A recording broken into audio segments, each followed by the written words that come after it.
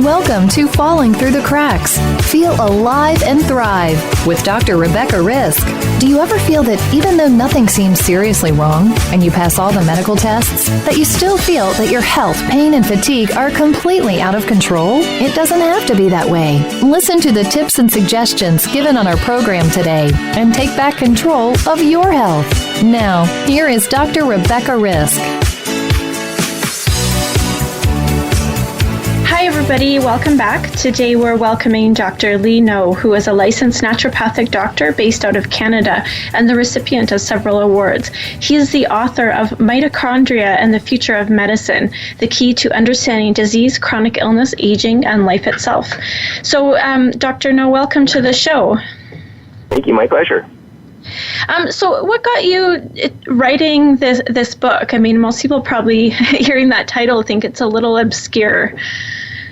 Yeah, so I'm going to take you back quite a few years now, I guess. And this is when I was consulting for a particular brand in Canada, and they had a product, a CoQ10 product, that was particularly stable and well absorbed. And this is a product that was used in hospitals and other medical clinics. And it just happened to be around the time that fertility clinics started to recommend CoQ10 for their female patients.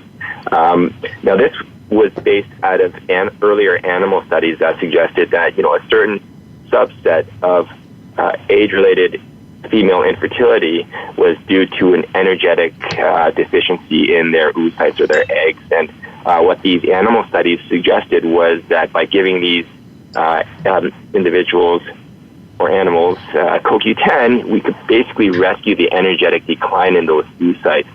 And this is the reason why this fertility clinic started recommending it to their patients. And one of the things that they wanted was me to come in and do a presentation for their doctors and nurses to help them understand why they should be recommending CoQ10 to their patients. So in preparation for that presentation, I started to do a lot of research and started to understand the importance of mitochondria health to not just age-related infertility, but as I dug deeper, it just kind of opened the doors to all sorts of different health conditions. And it's just a fascinating topic, or at least I thought it was.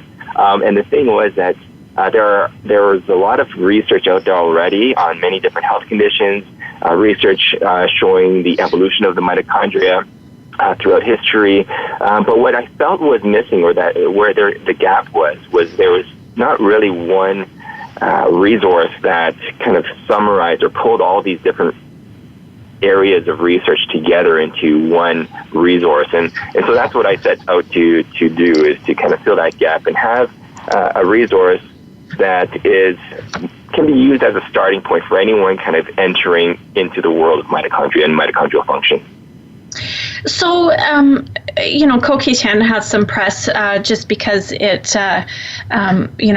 in these basically face masks and things like that. I see ads on TV that talk about CoQ10 making your skin younger, but obviously there must be more than that if people are using it in fertility. But when we're talking in terms of mitochondria, I mean, that's not a word that you hear very often. So what does that mean? Right. So mitochondria, and I think most of us will remember from high school biology class where we learned about the mitochondria as an organelle of the cell. So organelles are to a cell very similar to what organs are to our body. They're distinct structures that carry out specialized function. And for the mitochondria, its main function in the cell is to produce energy. And in fact, over 90% of the energy that's found within the cell is produced by our mitochondria.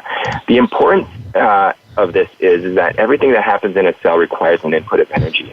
And when I say everything, I mean that literally. That it's incredible how many things require energy, and most people won't even think about the small, minute, biochemical pathways that happen in our body on a daily basis that requires energy. Considering that everything requires energy and the mitochondria is responsible for the vast bulk of that energy, when we start to have mitochondrial dysfunction, this is a situation where the mitochondria is not able to produce the energy that can meet the demand for the cell's needs. And when that happens, the cell is not able to operate properly, and things start to fall apart. And that, what we're seeing, according to the latest research, is showing to be the start of degenerative diseases. And as I was kind of mentioning, that dysfunctional mitochondria has been linked to so many different diseases, including the aging process itself. So, I mean, why is this important for us to talk about this? Well, it's important because, as I mentioned, the newer research is showing that there is a common link between so many different distinct disease processes. And what's really cool about this is that if we're able to kind of target one area of the cell or one organelle, and of course I'm simplifying here, it's a little bit more complex than that in reality, but if we're able to concentrate on improving the health of the mitochondria, in one fell swoop, we can basically address or lower the risk of many, many different degenerative diseases. We can reduce the risk of cancer. We can improve health and longevity into old age. So it's an incredible point to be at in the medical profession and in our history of the medical community. Start to understand that there is almost a unifying root cause between seemingly disjointed or disconnected disease processes. So this is one of the reasons why I think it's so important that the word gets out there. People start to understand this, because it's not something that, to your point, it's not something that a lot of people think about when they think about health. A lot of people probably have never even heard of the mitochondria since high school. So, but it is something that is becoming a little bit more important, more prominent in the medical community. We're starting to hear about mitochondrial dysfunction in conferences and such. So I think we're at the start of this groundswell where we're going to start to see a lot more interest in mitochondrial health. So, I mean, you're right. We don't hear about it. There's a lot of themes that come up no matter what I'm talking about in the show. And of course, food is one and our environment is another. But mitochondria has never come up before. Why is that?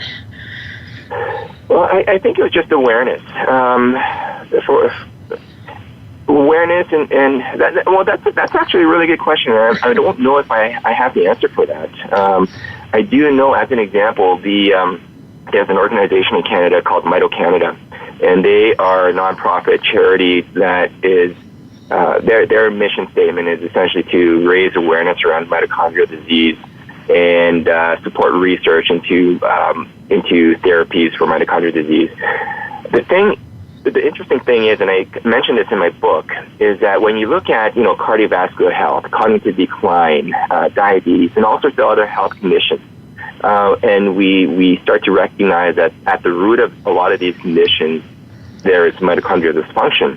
Even this organization, Mitochondria, is now starting to kind of branch out and make connections with, the Alzheimer's Society and the Diabetes Foundation and things like that to kind of help them understand that, we have this umbrella of mitochondrial dysfunction, and this is the starting point. And then after that, we start to see the physical presentation of mitochondrial dysfunction. And one individual might be, congestive heart failure, and another person it might be diabetes. So it's one of those things that I don't think it was an intentional thing, that the medical community never really paid attention to it, but it's just it's just the evolution of the process that we're now getting to that point. We now have enough evidence in the form of clinical studies, in terms of research, that we can start to put these pieces together. So, I don't think it was more a situation where people were trying to ignore it, but it is something that, as research continues, we have far too much evidence now to kind of keep it tucked away. So you've mentioned mitochondria dysfunction. What does that mean? So essentially, what in the broad sense, it basically means that the mitochondria is not able to produce the energy that the cell needs. Now, one thing I didn't mention earlier was that the mitochondria is actually tasked with a lot more than just energy production. It creates a valuable signal, has a valuable signaling role in the cell, It also orchestrates cellular suicide or apoptosis, and amongst a number of other things. So mitochondrial dysfunction in the true sense means that there is something wrong with one of the processes that the mitochondria is responsible for. But like I said, considering that its main function is really to generate energy, in essence, when we're talking about mitochondrial dysfunction, we really mean that, the cell's not able to meet the energy demands of that cell. So is this different than what because you've also used the term mitochondrial disease. Are those different? Yes and no. Mitochondrial dysfunction is more of a general term, whereas mitochondrial disease relates specifically to two things. Now, there is primary mitochondrial disease, and this is a situation where individuals are born with genetic defects in their mitochondria that basically mean that they can't meet their mitochondria can't meet the requirements of the energetic requirements of the cell right from birth. Often, unfortunately, these individuals have a very low quality of life. They succumb to all sorts of degenerative diseases very early on in life, including cancer. And unfortunately, a lot of these individuals will be pediatric patients that die within their first decade of life.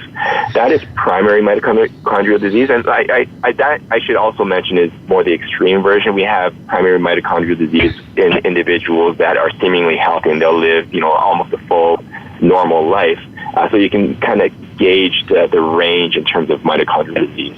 Then there's secondary mitochondrial disease, and this is something that we acquire. So when we think of things like diabetes, heart failure, Alzheimer's, these types of things can be considered secondary mitochondrial disease because in these individuals, we're essentially born with healthy mitochondria. And over time, the mitochondria picks up genetic defects that diminish its ability to meet those energetic demands. So we acquire mitochondrial disease as we age. So does that mean that the mitochondria dysfunction is related to aging?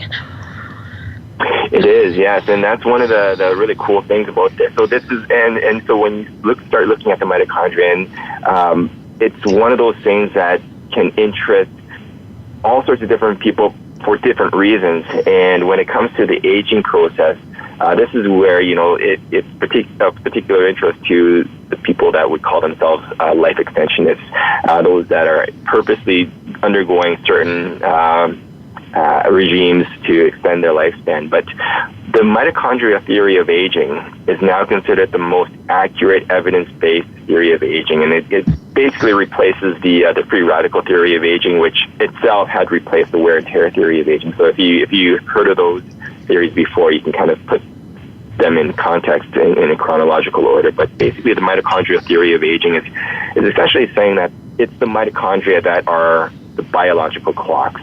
As long as they're functioning, we can expect health and longevity. As they start to deteriorate and produce less energy, that's the start of, or that's how aging looks at the cellular level. And what's interesting about this, as opposed to the free radical theory of aging, is that when it comes to longevity or lifespan and aging, what the mitochondria theory of aging is essentially saying is that the free radicals that are generated inside the mitochondria, that's what matters. Whereas the free radical theory of aging considered exogenous sources of free radicals as well. So, environmental pollutants and things like that that would generate free radicals, say in the blood or at the cellular surfaces. What the mitochondria theory of aging is basically saying, the free radical generated within the mitochondria itself, that is what dictates health and longevity. So we're still having the free radical issue, but it's stemming from the mitochondrial issue.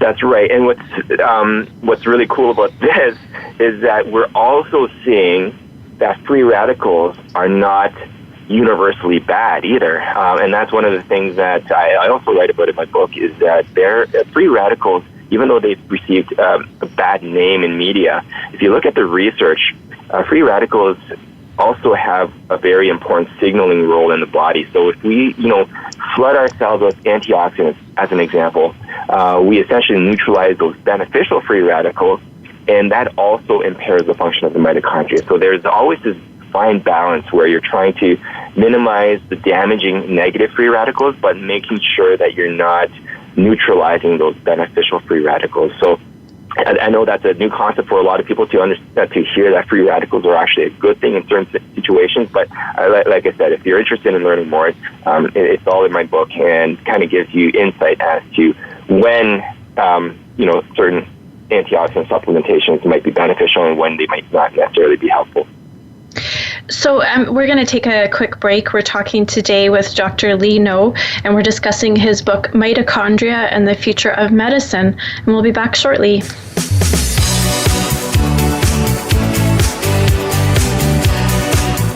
Healthcare has been a major part of news stories today, with one thing that has been consistent: inconsistency. Both healthcare providers and patients have to work around and get used to a constantly changing set of rules and issues. Nurses have historically been left out of this decision-making. Listen to Once a Nurse, Always a Nurse, Exploring the World of Nursing with host Leanne Meyer. Health professionals, we invite you to share your ideas and experiences while listening to experts in various areas of nursing. Listen Mondays at 1 p.m. Eastern, 10 a.m. Pacific on Voice America Health and Wellness. Get the news on our shows and other happenings by following us on Twitter. Find us at Voice America TRN or twitter.com/Voice America TRN. Explore the power of natural healing with Howard Strauss. Join us each week for an informative program that'll help you learn effective healing methods using natural remedies. Howard's guests include top researchers, authors, and experts who will share their views on a variety of natural products and healing methods that really work. Tune in to The Power of Natural Healing with Howard Strauss, Mondays at 11 a.m. Pacific Time, 2 p.m. Eastern Time on the Voice America Health and Wellness Channel. The Voice America Live Events channel is here now to showcase your corporate, individual, or organization's live event. Visit voiceamerica.com/live events to see all of our past live events and find out more. Whether it's a multi-day conference, special speaker, or single-day event, we've got everything to make your event a success. We can do a few hours or a few days. For more information about taking your event to the next level, call Jeff Spinard at 480-294-6417 or email info@voiceamerica.com. Again, that's Jeff Spinard at 480-294-6417 or send us an email to info@voiceamerica.com. Voice America is where you are and where you want to be. Join us around the globe as we broadcast live from some of the most interesting events available. Don't forget to view all our live events, including on-demand access to past events that you may have missed by visiting voiceamerica.com/live events. Looking for exciting video content live and on demand? Visit www.voiceamerica.tv for exclusive content you just can't find anywhere else. That's voiceamerica.tv. Tune in now.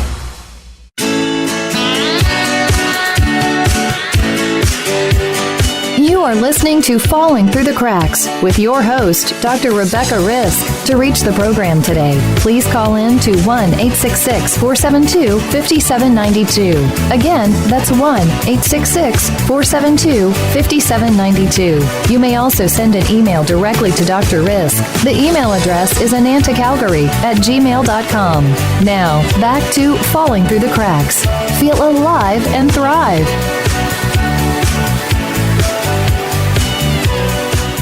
Hi, everybody. Welcome back. Today we're talking with Dr. Lee No, and he is the author of Mitochondria and the Future of Medicine.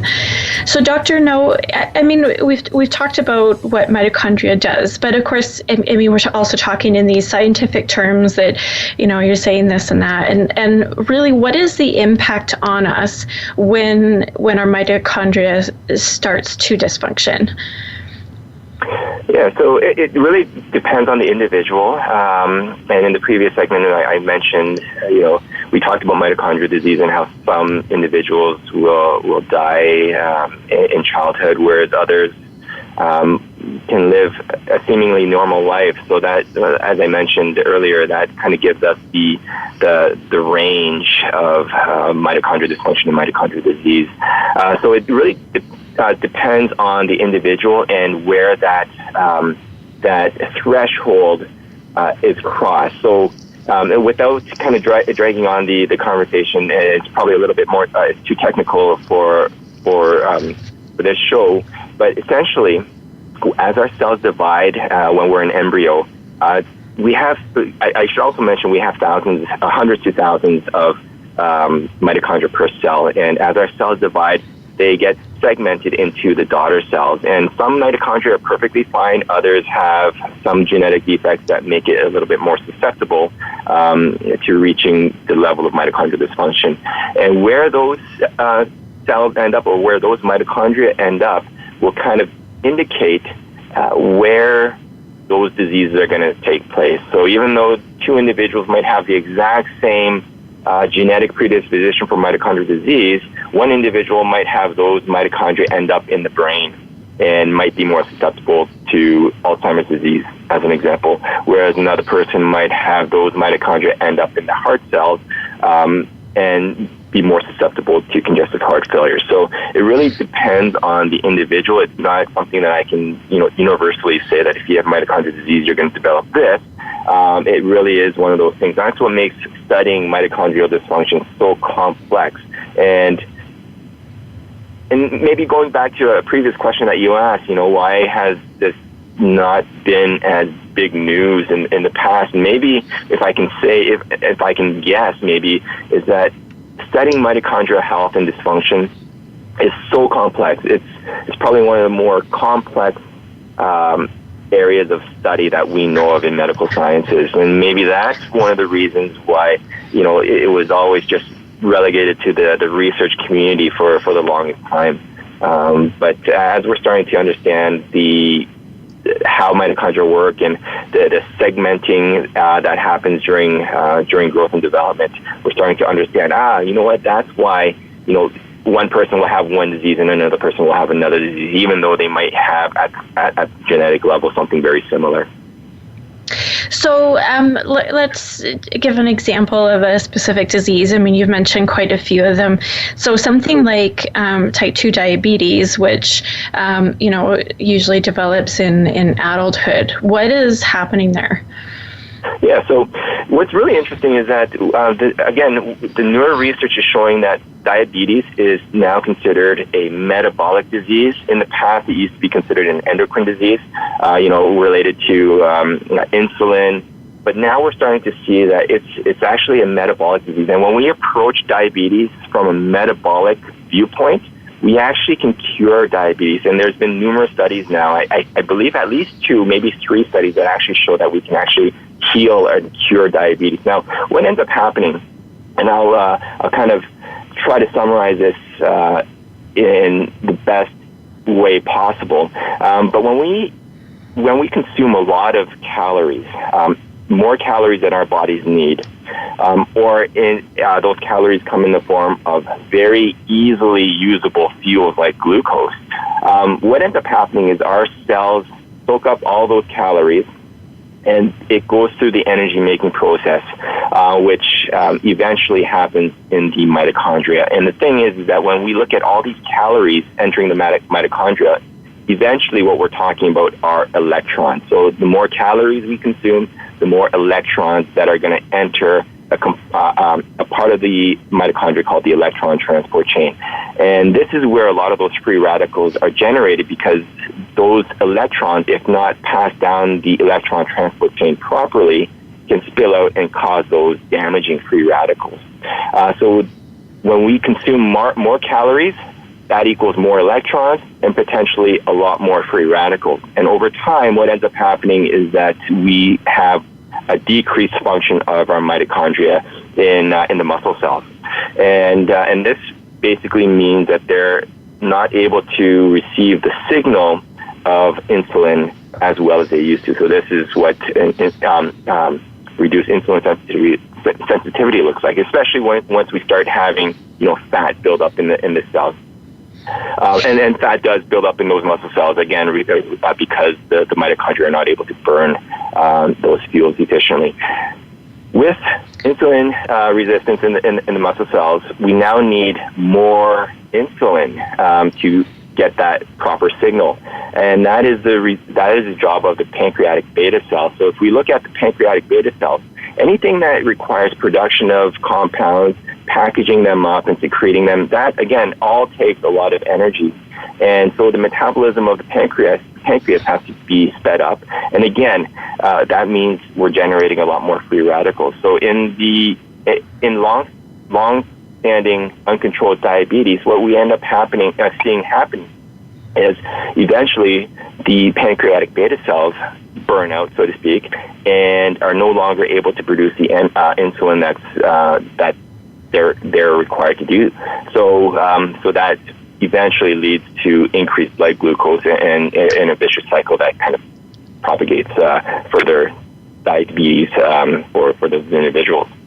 But I don't know if that made sense. I think I explained it a little bit better in my book, but that's essentially what's happening in type 2 diabetes. So when we're looking at something like type 2 diabetes, and we're talking about insulin resistance and then the mitochondria, we did say that aging can cause the mitochondria, like time will cause the mitochondria, and you can also be born with the mitochondria dysfunction.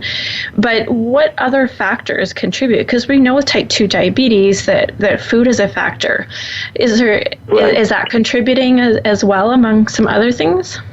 Oh, yeah, there's a lot. So in that example, talking about diabetes, we talked about the oversupply of fuel as a contributing factor. The other side of the coin is being sedentary or not using up that energy that we're consuming. So that's one of the reasons why a sedentary lifestyle has been associated with all sorts of different degenerative diseases. But outside of supply and demand, there are other things like many different pharmaceutical medications have been shown to reduce the function of mitochondria. And I'll just quickly point out antibiotics. Certain classes of antibiotics have been shown to damage mitochondria. And that's really interesting to note because, and I talk about this at the start of my book, mitochondria used to be bacteria.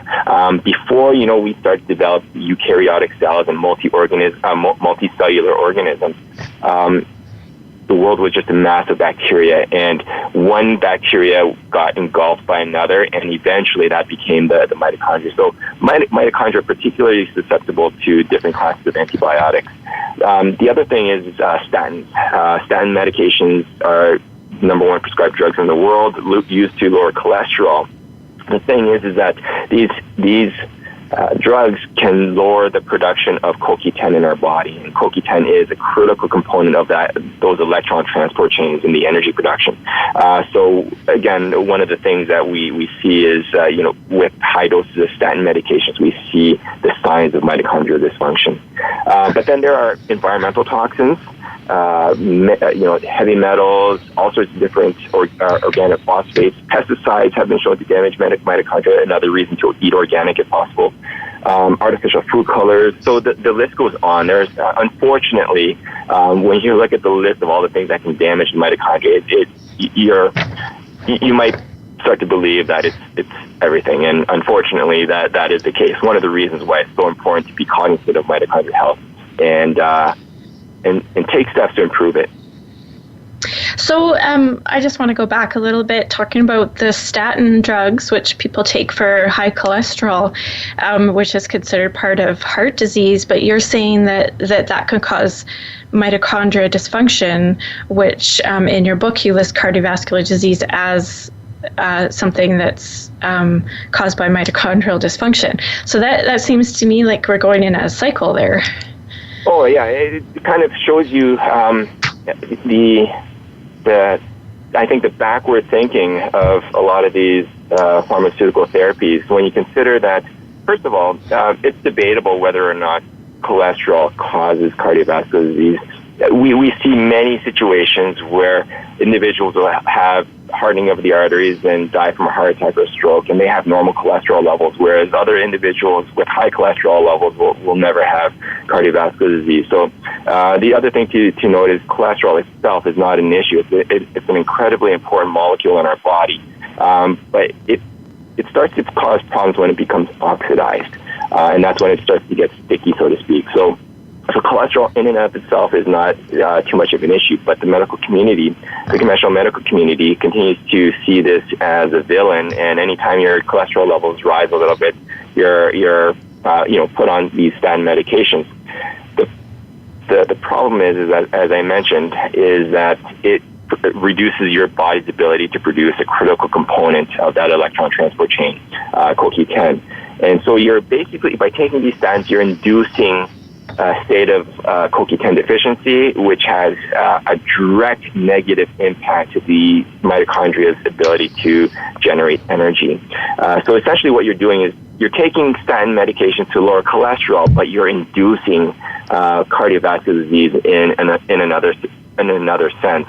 So it's one of those things that I'm pretty vocal about when it comes to statins, to minimize doctors prescribing statins, but also making sure that individuals know that statins are not necessary. If you need to control your cholesterol, there are other ways to do it, more natural ways that might not necessarily lower your cholesterol, but improve your cholesterol, the way cholesterol behaves in your body. And that way you avoid, the potential damaging effects of these statins related to the mitochondria. Yeah, that seems pretty scary when you consider how many people are on statins for sometimes not even very high cholesterol. And oftentimes the doctors don't want to take them off of them. They figure once you're on it, it's for life. And then we're talking about the damage that it can do down the road. Oh, yeah. It just seems like a vicious cycle. And the thing is that when you look at individuals that can't tolerate statin medications because of their side effects, what's interesting, and this essentially confirms the role of CoQ10 in these individuals, is that these individuals, whether they're experiencing side effects or not able to tolerate their medications, when they're given CoQ10 alongside their statin medications, and there are a number of studies that have shown this, these individuals can tolerate their medications again, and or the reduced intensity or frequency of the side effects. So again, as long as you're supplying the critical component of the electron transport chain that helps the mitochondrial function properly, you're essentially negating the negative effects of statins, which in my mind essentially proves how damaging statins are to mitochondrial health. So one of the things that you talk about as well is chronic fatigue, which, can't actually be proven. Most people with chronic fatigue are ignored a little bit. And it seems interesting that now you're listing it in the mitochondria dysfunction, which kind of gives hope as well that maybe that is something that can be proven and help people over time.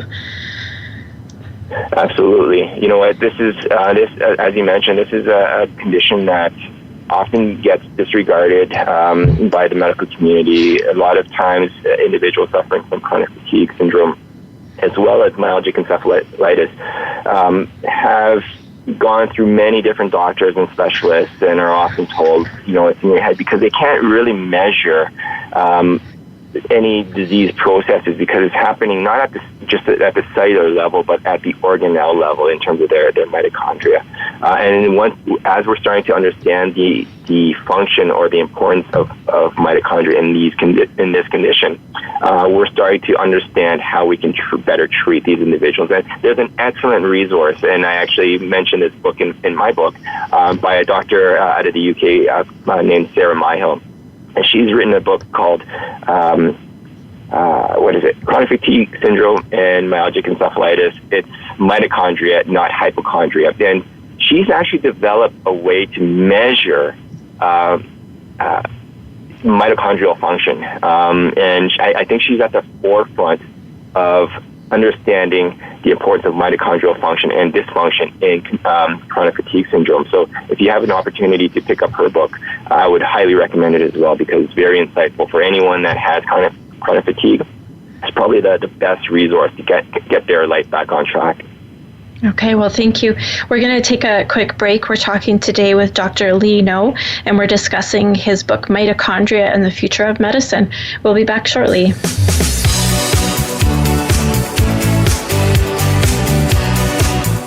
Healthcare has been a major part of news stories today, with one thing that has been consistent: inconsistency. Both healthcare providers and patients have to work around and get used to a constantly changing set of rules and issues. Nurses have historically been left out of this decision-making. Listen to Once a Nurse, Always a Nurse, Exploring the World of Nursing with host Leanne Meyer. Health professionals, we invite you to share your ideas and experiences while listening to experts in various areas of nursing. Listen Mondays at 1 p.m. Eastern, 10 a.m. Pacific on Voice America Health and Wellness. Get the news on our shows and other happenings by following us on Twitter. Find us at Voice America TRN or twitter.com/Voice America TRN. Explore the power of natural healing with Howard Strauss. Join us each week for an informative program that'll help you learn effective healing methods using natural remedies. Howard's guests include top researchers, authors, and experts who will share their views on a variety of natural products and healing methods that really work. Tune in to The Power of Natural Healing with Howard Strauss, Mondays at 11 a.m. Pacific Time, 2 p.m. Eastern Time on the Voice America Health and Wellness Channel.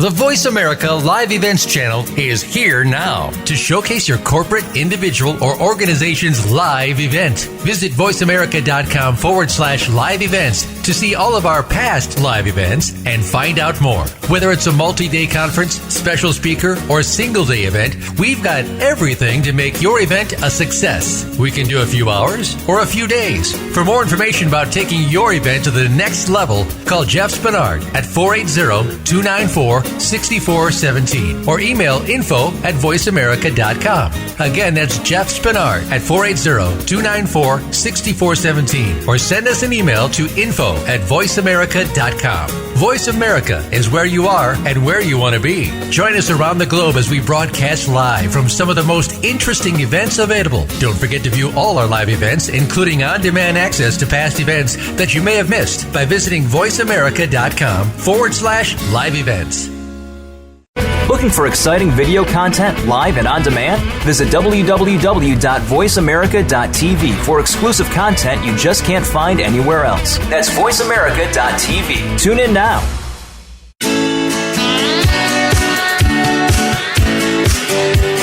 You are listening to Falling Through the Cracks with your host, Dr. Rebecca Risk. To reach the program today, please call in to 1-866-472-5792. Again, that's 1-866-472-5792. You may also send an email directly to Dr. Risk. The email address is anantacalgary@gmail.com.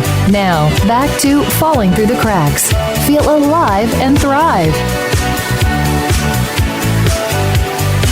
Welcome back. Today we're talking with Dr. Lee No, and we're discussing his book, Mitochondria and the Future of Medicine.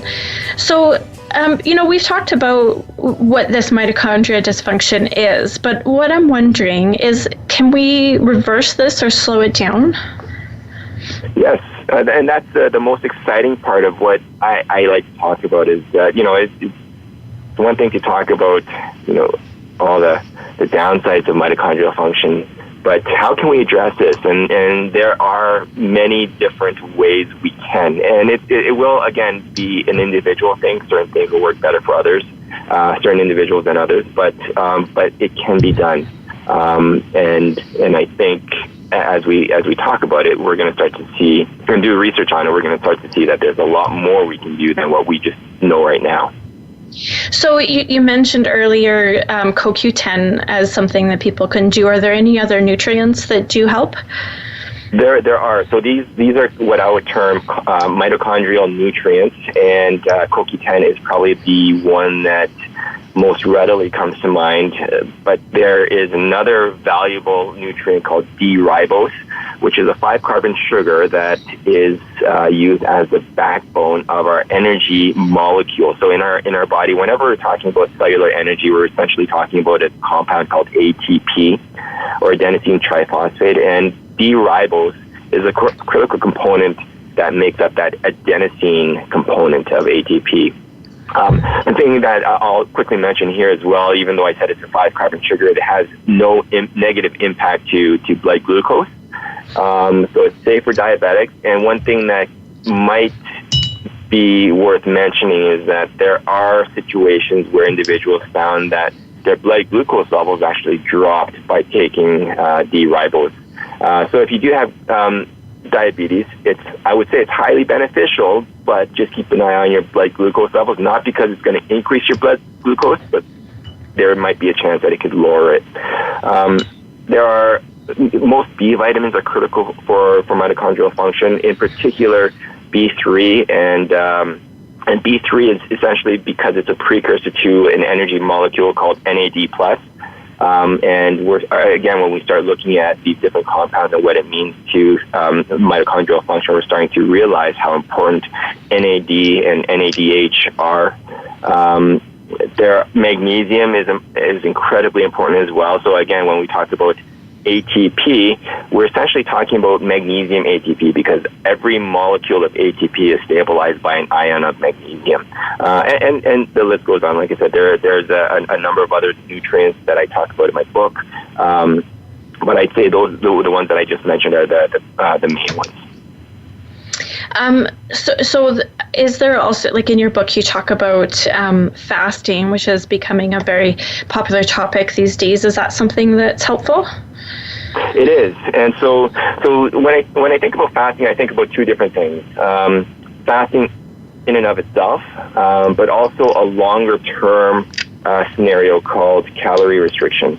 And whether we're talking calorie restriction or fasting, essentially what we're looking at is reducing the electrons that end up in our mitochondria. So what's really cool is when you look at the studies around calorie restriction, it's the only therapy or dietary regime that's been shown to extend lifespan across every species that we ever studied, including primates, which are our closest relatives.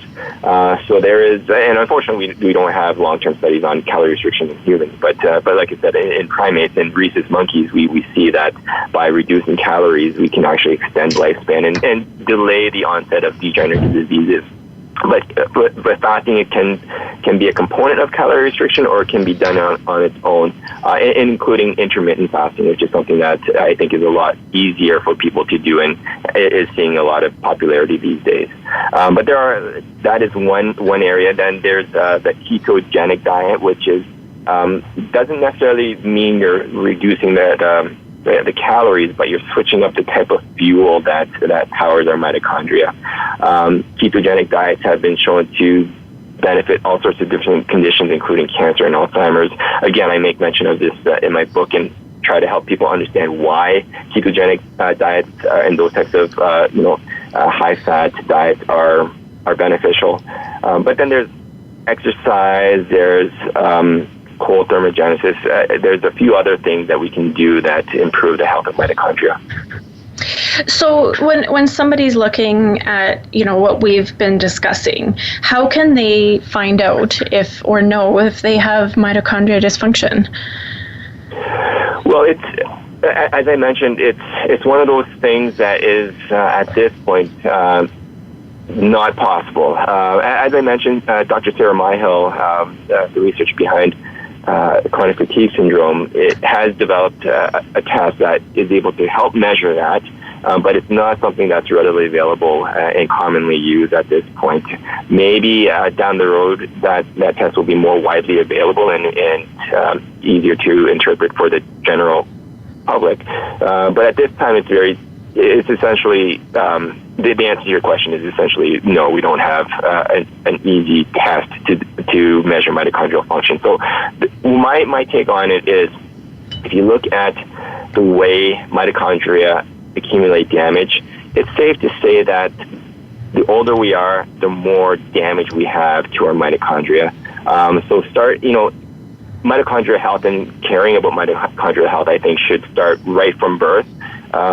Even in utero, with the mom caring for the mitochondria of their child, but it's definitely starting in our early 30s into our 40s, I think it becomes increasingly important to be mindful of, the different toxins that you're exposing your body to, making sure that you're being physically active, making sure that you're eating a clean diet, things like that, just so that you can give your mitochondria the best opportunity to maintain its health long into the future.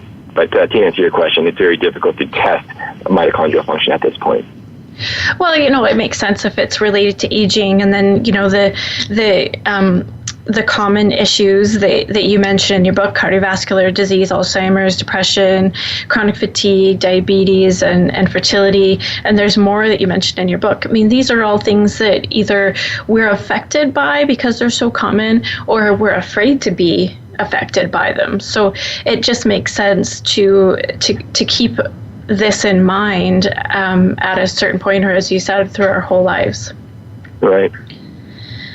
So is there, I know we talked about, we talked about all the things that people can do. Are they all necessary if somebody doesn't have an illness, or can they keep it at a, just taking a certain supplement or that kind of thing? Right. So I think the more you can do to improve your mitochondrial health, the better. But of course, the level at which you are taking these, whether it's the dose or the intensity of your physical activity, things like that can vary person to person depending on the situation. For individuals that have things like chronic fatigue or primary mitochondrial disease in childhood, we definitely want to be mindful as to how far we're pushing these individuals in terms of things like physical activity. I think it's still definitely a requirement for that because physical activity has so many benefits, and it basically train our mitochondria to become more efficient, as well as help our bodies generate more mitochondria. But of course, these individuals have very limited capacity for energy production, so we don't want to burn them out with a particularly hard or intense bout of exercise. But in general, all these different therapies, nutrients, should be suitable for everyone. Having said that, I will say, there's, undergoing a ketogenic diet for some individuals might not necessarily be the best idea, especially if you have, different situations, like primary mitochondrial disease. It's still up in the air whether or not a ketogenic diet it would be beneficial or harmful for them. So it's one of those things that, in general, I can say that most of the things that I talk about in my book are suitable, but just like everything else in medicine and biology, we have to always be mindful of the individual and make sure that we're not doing something that would compromise an individual's health, because there are so many different factors that come into play. So just because, fasting might be suitable for one individual doesn't necessarily mean that it's going to be suitable for you. So it's one of those things that I really do want to make sure that people are following up with their healthcare practitioners and just making sure that what they do is best for them. Well, and I think also in your comment that just taking the d-ribose can lower your blood sugar, or doing any of these things can, reverse the disease process. It's important to have somebody monitoring you, just even in case you need to lower your medication or some things like that are changing. That's right. That's a great point you brought up, because same thing. I mean, with CoQ10, and I'll just use this as an example because it's something I've talked about a lot. CoQ10 can reduce the effectiveness of a certain class of blood thinners. So considering that a lot of people with, cardiovascular disease will be on certain types of blood thinners, there's a potentially very harmful side effect that could come about if you take CoQ10 or you recommend CoQ10 in the wrong person. So yeah, self-prescribing is usually not the best idea. If possible, always follow up with your healthcare practitioner that can guide you and make sure that what you're doing is suitable for you. So there's something else that you mentioned in your book that can be helpful, which is cannabis. What does that do? Yeah, so this is really interesting because now the research, I should also mention, is very new and it's still emerging, but it's an area that's receiving a little bit more attention. So so where cannabis comes into play is cannabis activates a system in our body called the endocannabinoid system, and the endocannabinoid system is the body's master regulator for homeostasis or balance. And what we're finding is that, so basically you can look at the endocannabinoid system as a thermostat. So anytime things are too hot, it'll kick on the AC to bring the temperature back down. And if it's too cold, they'll kick on the heat or the furnace to bring the temperature back up. So that's exactly what the endocannabinoid system does in our body. It tries to keep everything within balance, within a narrow functional range. And cannabis is by far the most prominent substance known to address the endocannabinoid system. What we're finding is that mitochondria actually have cannabinoid receptors on its membrane, and different things have been shown. Different cannabinoids have been shown to influence mitochondria in different ways. So one of the things that we know is that when we use cannabis or activate the endocannabinoid system, we can modify our mitochondrial metabolism. We can ramp it up or we can tone it down. Different things, I believe CBD, which is another component in cannabis, has been shown to induce mitochondrial biogenesis. So basically helps our mitochondria divide. And that's a good thing normally, because that means the more mitochondria we have, the more energy we can actually produce. So there's a lot of exciting research going on around the endocannabinoid system and cannabis with respect to mitochondrial function. And as I mentioned, it is new and emerging research, but definitely an exciting area to be involved in. Well, it definitely is a new area. I mean, we still have some controversy around it, but I think people are opening up to it more just by realizing how helpful it is. And, the days of the idea of, just somebody getting stoned in their basement is changing, and it's becoming more and more necessary, especially with the opioid crisis that we're facing these days. Yeah. And this is, I keep my different worlds kind of separate for the most part, but I do quite a bit of presentations, both to practitioners as well as the general public around cannabis and the endocannabinoid system. And I actually consult for another brand that is involved, not directly with cannabis, but it's an aromatherapy business that addresses the need of medical cannabis users, and so this is an area that I'm very close to and know a lot about. And you're right, that whole idea of the lazy stoner and things like that, it's just so far from the truth, and all the fear-based propaganda that we've been fed over the last few decades. The newer research is showing that cannabis is such an incredible healing herb and has so much to offer that I think as people start to realize this, people's perception are going to change, especially in Canada with legalization efforts in full force. I think we're going to see that, this is going to be one of those things that bring about a lot of health benefits to the general public. I definitely agree. And do you have any advice for somebody who's wanting to get started or to look into helping themselves with mitochondrial dysfunction? Well, there are many different resources out there. As I mentioned, there are a lot of other researchers besides myself active in mitochondrial health and function. A lot of so what I guess without well, I guess this is a bit of a shameless plug for my book, but I would say that if you are interested in learning more about mitochondria and its function, my book is probably a great starting point. And if you want to go deeper into any particular aspect of the mitochondria, I have in the references section all the different journal articles as well as other resources that I've consulted with or considered in writing my book. So as an example, if you're interested in Alzheimer's disease, you can start with my book to get a better understanding of the importance of mitochondria, how they work, and its relationship to cognitive decline in Alzheimer's. But then you can pick up a different resource that goes way deeper, and does a much deeper dive into that particular condition. So I think a great starting point would be my book. But like I said, there are many other resources out there that's really available for most people. Perfect. And do you have a website people can find you at if they have more questions? Sure. My author website is leeknow.com. So just leeknow.com. You can follow me on Twitter as well, Lee No, at Lee No 3D, so the number 3, letter D, after Lee No. So those are the two best places to reach me. Okay, perfect. Well, I want to thank you so much for joining me today. My pleasure, Dr. Risk. Thank you again. And I want to thank everybody for listening. Today we were talking with Dr. Lee No, and we were discussing his book, Mitochondria and the Future of Medicine. Thanks so much for listening. Be sure to make today a great day.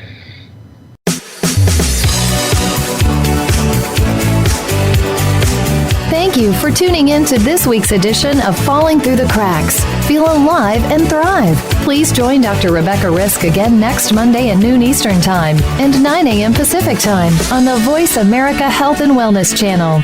We'll talk more next week.